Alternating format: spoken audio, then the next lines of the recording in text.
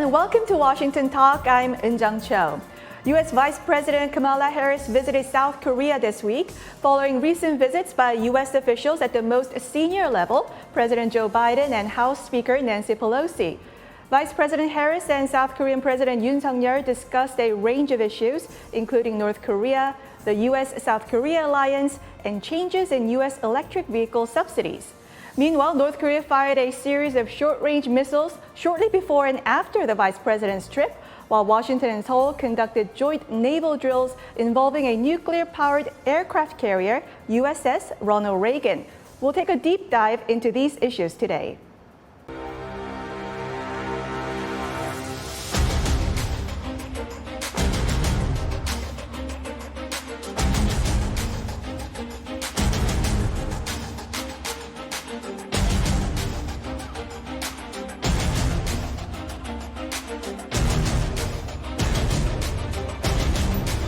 한미 동맹은 한반도를 넘어서 글로벌 동맹으로 발전하고 있고 I'm here to reinforce the strength of our alliance and strengthen our work together.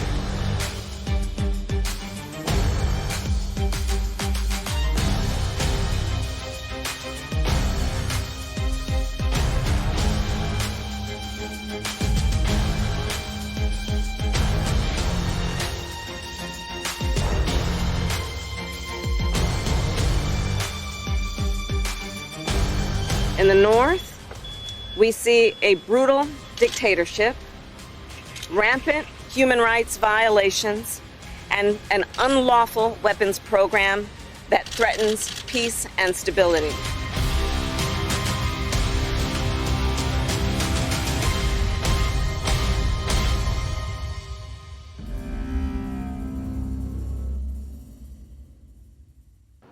In the studio with me today, Dr. Ellen Kim, Deputy Director of the Korea Chair at the Center for Strategic and International Studies. She holds a PhD in Political Science and International Relations. Also with us today, Mr. Bruce Klingner, Senior Research Fellow for Northeast Asia at the Heritage Foundation's Asian Studies Center. Mr. Klingner spent 20 years at the Central Intelligence Agency and the Defense Intelligence Agency and served as CIA's Deputy Division Chief for Korea. Welcome to Washington Talk. Thank you for having us. Thank you for having us. Thank you. Mr. Klingner, first, there's been a series of high-level visits by U.S. officials, including Vice President Harris. What do you make of these series of visits? And what does this tell us about the current status of the U.S.-ROK relationship? Some of the visits were happenstance because Vice President Harris had been in Japan for former Prime Minister Abe's funeral, and Biden earlier had been in Japan for a meeting of the Quad leaders. But it was important for them to also go to South Korea, as well as Speaker Pelosi, to show and affirm the U.S. commitment to South Korea, as well as to discuss common strategies toward not only the North Korean but also the Chinese threat, as well as a range of other issues. So I think overall the relationship is very strong. I think we've removed a number of the irritants which had been troubling relations in the last few years. And I think really the United States is very impressed with President Yoon's foreign policy. We're very much in agreement with his priorities. Right. Among the issues discussed while Vice President Harris was in Seoul, what drew the keen interest of South Koreans was the new Inflation Reduction Act that gives subsidies to electric vehicles that's built inside North America. Now, Vice President Harris said that both her and President Biden understand South Korea's concerns and they will look into this as the law is being implemented. Now, the line that we keep on hearing from U.S. officials is that we understand South Korea's concerns. But what does this mean? Does this mean that they will act upon this soon, or does this mean that you have to wait a little bit until after the midterm elections? Dr. Kim. So I think that means that the South Korea's concerns have been heard by the White House and U.S. government officials, and that they will try to find the ways to address South Korea's concerns. The IRA has been already enacted into law, so that's a legislative issue in the U.S. that can only be resolved by the U.S. Congress. So it might be disappointing South Koreans, but then because of the midterm elections in the U.S., I think that it will be difficult to get this resolved anytime soon. But I think that there is a positive momentum building in the U.S. Congress. I think that yesterday or today that Senator from Georgia actually introduced a new bill that gave a grace period to South Korean companies until 2026. So I think that there is a more awareness about these issues in the Congress and and then across the aisle in the U.S. Congress and the U.S. administrations. So I think that as the U.S.-Korea alliance had overcome the number of challenges before, I think the IRA issue can be an issue that both countries can resolve over time based on the trust they have each other. Right. Mr. Klingner, South Koreans view this IRA issue as a barrier to the bilateral trade. How should we be seeing this? Well, economists I've talked to said that the IRA likely violates WTO agreements as well as the U.S.-Korea, the Chorus Free Trade Agreement. And Korea may have a stronger case to push back on it than other nations because of not only the WTO, but also the bilateral Chorus FTA. So governments often work exceedingly slow in resolving differences. And as Dr. Kim pointed out, it is a legislative issue that Congress has to get involved in. I think overall, the Koreans will see it as they've addressed U.S. requests to join the CHIP 4 and the IPEF, and yet the U.S. then does this protectionist economic trade action, and doesn't that seem a bit one-sided? So I think we do need to address South Korean concerns, and if the law is not in compliance with international agreements, then we need to address that.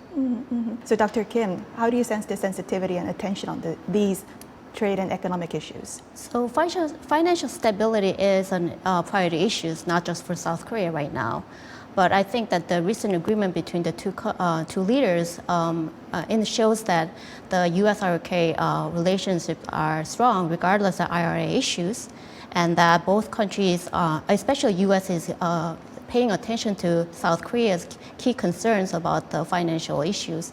And I think that both countries have a good working relationship, that they are trying to address this issue, maybe possibly trying to help each other through the currency swaps. Moving on to other issues, both leaders, Vice President Harris and President Yoon Suk-yeol, also agreed to preserve peace and stability across the Taiwan Strait. Now, first time U.S. and South Korean high-level officials even mentioned Taiwan in a joint statement was when President Moon Jae-in and President Biden held a summit last year. Now, ever since, Taiwan is regularly discussed between the two sides, and it's openly mentioned in the statements. So what do you make of these changes, Bruce, Mr. Klingner? And what does the U.S. want from South Korea on this issue?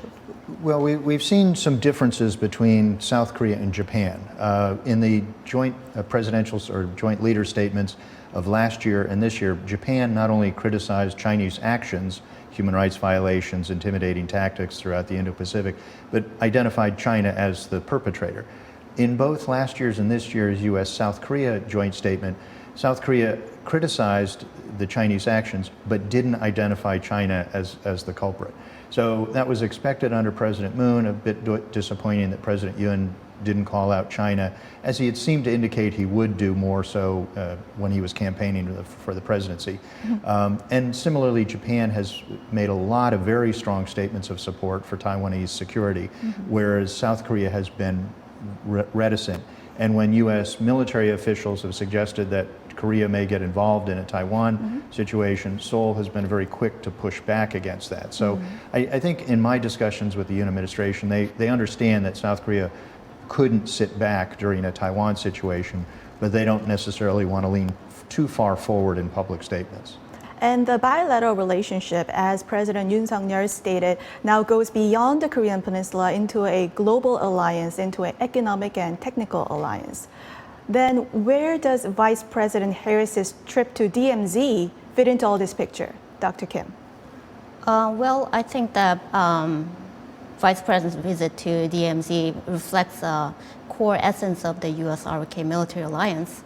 a day after North Korea fired 2 or 3 missiles, I think Vice President, the second highest person in the U.S. government, visited the area closest to North Korea and condemned North Korea's illegal weapons program that destabilized the peace and stability on the Korean Peninsula, and also the regime's brutal dictatorship and so on.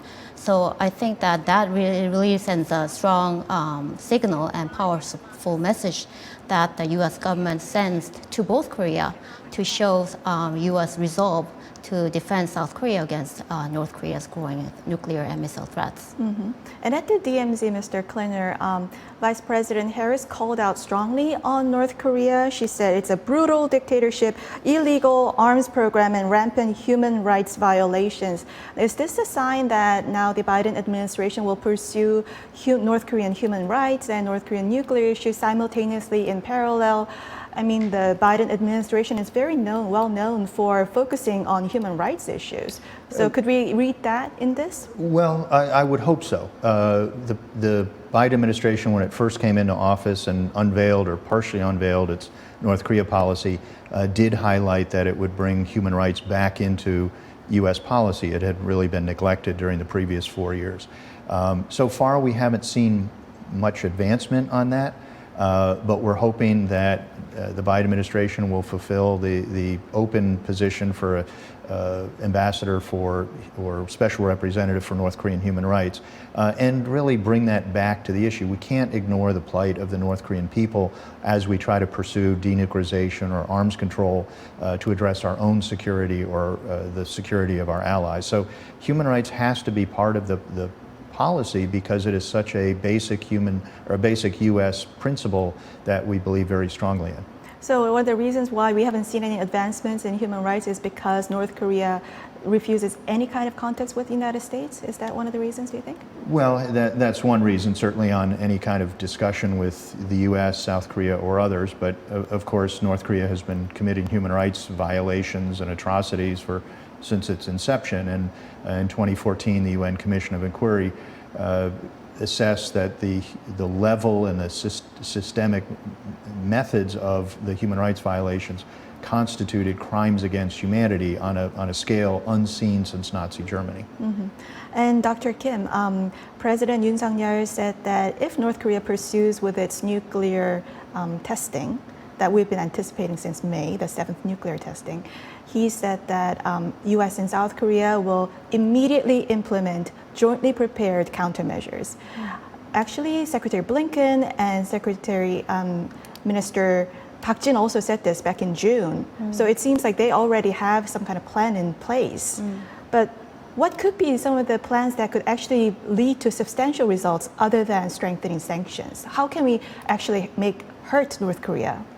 Well, we'll have to wait and see what specific countermeasures that U.S. and South Korean governments will undertake in response to North Korea's nuclear test. But given that North Korea's deep isolation in the international community, sanctions has been international cooperations on North Korea sanctions has become increasingly difficult given China and Russia's unwillingness to cooperate on that issues.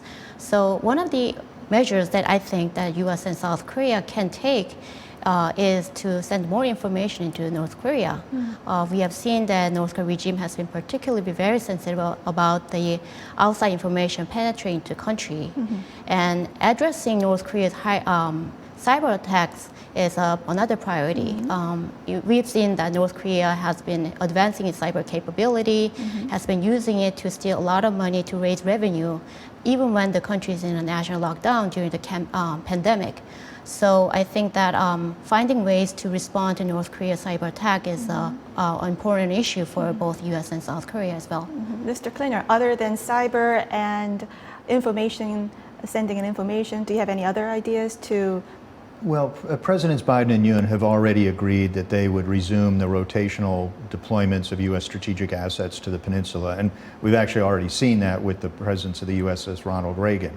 I think we've already planned that we will send bombers and dual-capable aircraft like the F-22 and F-35 to the Korean Peninsula or in the immediate vicinity I think that's already planned. We're just waiting for the nuclear test. We may initiate some new military exercise separate from the scheduled ones. And also on sanctions, whatever sanctions we impose right after the nuclear test, we could have been doing today and yesterday and all the time before. Successive administrations have held back on sanctions, even despite having evidence for them violating U.S. law, simply to use it as a political response or signal. We could go after the 12 Chinese banks that are committing money laundering crimes in the U.S. system that Congress sent a list of those in 2017 to the Trump White House. No action was taken. We haven't imposed a single dollar in fines on Chinese banks for money laundering for North Korea. There's a number of other things we could be doing on sanctions, but that's not that it would prevent a 7th or even an 8th nuclear test, but it's something that when North Korea so blatantly violates UN resolutions, we do have to make a response. Right. Why don't we leave our first discussion here and move on to our next discussion, which is about North Korea's recent string of short-range ballistic missile testings. This comes even as USS Ronald Reagan is sent to Busan for the first time in 5 years. Now, Dr. Kim, on the 25th and 28th, it was KN-23, the North Korean Iskander missile that maneuvers irregularly. So this all happened while USS Reagan was in vicinity. And we haven't seen North Korea doing this in the past, provocations when there's strategic assets nearby. Does this mean that North Korea has become bolder? Will we see this trend from now on? Yes, I would say yes. Since Russia invaded Ukraine and threatened to use nuclear weapons, I think that somehow emboldened the North Korean leader to a certain extent. So at the military parade in April this year, North Korean leader warned a preemptive nuclear strike if North Korean fundamental interests are violated. And a few weeks ago, North Korea actually enacted a law that would basically allow the country to launch a nuclear strike, preemptive nuclear strike, in the event of an imminent threat. So, Eun-jung, as you pointed out, North Korea fired missiles during the US-RK joint military exercise that involved the US strategic assets, and that never happened before. So I think all of this basically shows that North Korea has become bolder and more willing to take greater risks. And Mr. Klingner, North Korea fired a range of missiles this year, more than 20 times. Although they tested a whole range, many of them were short-range ballistic missiles. And then last year, Chairman Kim Jong-un also mentioned that he will focus on tactical nuclear weapons. Why is North Korea focusing on a weaponry that focuses specifically on South Korea? Well, for at least a decade, the U.S. and South Korea and Japan military and intelligence agencies have assessed that North Korea has tactical nuclear weapons for their Scud and No-Dong missiles, which can range all of Japan and South Korea. So what's being developed now is a new generation, a more refined, more capable tactical nuclear weapons with a smaller yield, perhaps for battlefield use. And also, since 2019, when North Korea resumed really a massive number of missile tests, they've revealed 12 or 14 or so new short-range and medium-range missiles, which are, again, more capable than their predecessors. So it's really a continuation and a refinement of long-standing plans. When we think of North Korean nuclear development, many people think that it's targeted at United States. But in essence, is it more targeting South Korea, do you think? It's both. So it's simply looking at the range of the missiles. They have some that would only reach all of South Korea. They have others that would reach Japan as well as U.S. bases in Guam, and then the ICBMs, which can now reach all of the continental United States. So they've had that capability. Now they're just improving on the capability. So in the strategy, they would threaten strategic attacks against the U.S. to keep us from responding to either coercion or actual attacks against the South and Japan.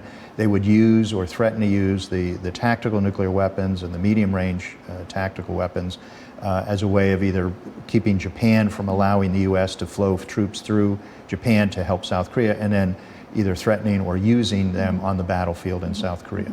So what Mr. Klingner just said, he said that North Korea is developing nuclear weapons against the United States to deter United States from getting involved in conflict on the Korean Peninsula. So would the United States be willing to sacrifice one of its cities to provide extended deterrence to South Korea, Dr. Kim, do you think?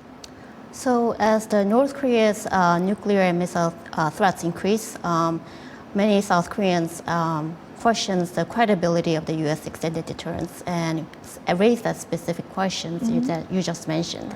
But I think that what is important to remember is that U.S. have 28,500 troops on the ground in Korea, meaning that U.S. will be drawn into military conflict if North Korea attacks U.S. troops in the Korean Peninsula, regardless whether North Korea threatens the U.S. with the ICBM or not.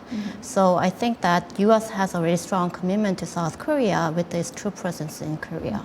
Well, the short answer to would the U.S. risk a city to defend South Korea, the short answer is yes.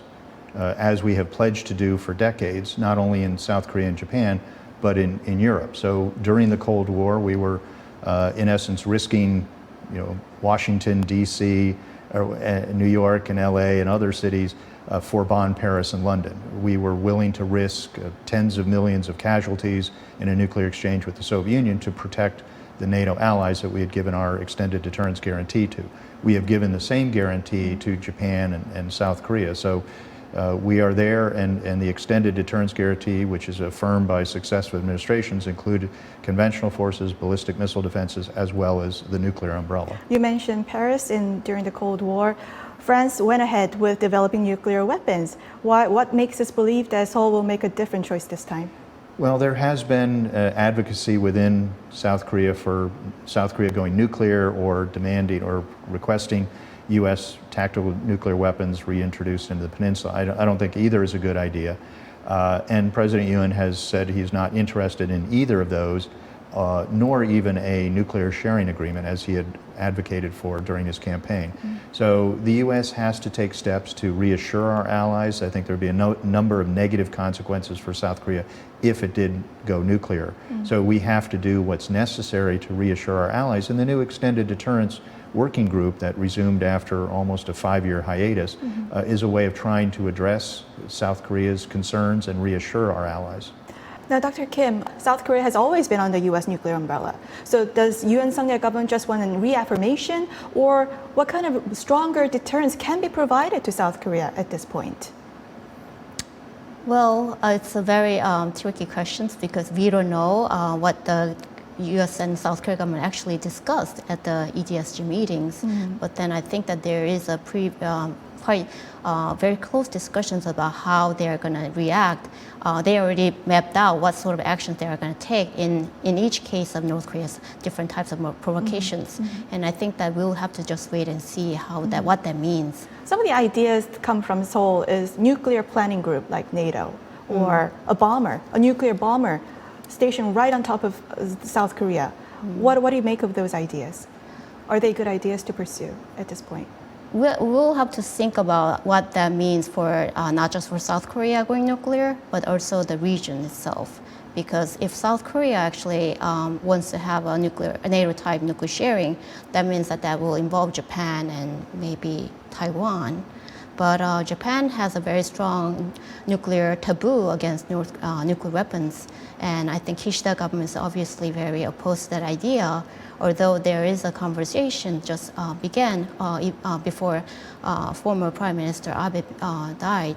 So I think that there is some kind of discussion taking place in the country, but we will just have to see what that means for the Japan.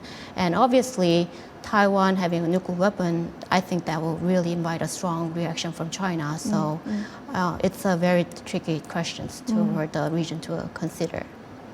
Well, that's all the time we have for this week. Mr. Klingner, Dr. Kim, thank you very much for joining us. Thank you for having us. Thank you.